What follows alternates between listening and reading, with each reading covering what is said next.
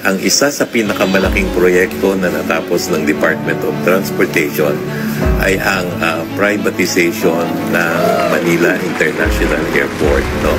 Ito pong Manila International Airport ay merong capacity to handle only 35 million passengers. No?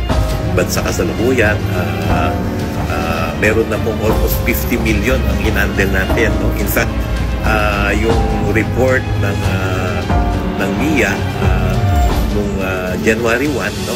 Ito po yung pinakamataas na handle. No? 50,100,000 passengers for 2024. No? And dahil po nga ang capacity niya ay 35 million, ang hinahandle natin ay 50 million, nagkakaroon tayo ng congestion problem. No? Alam po natin na nangyayari na to for the last many years. No? Kaya ang Department of Transportation pinilit po natin na ma-privatize ito.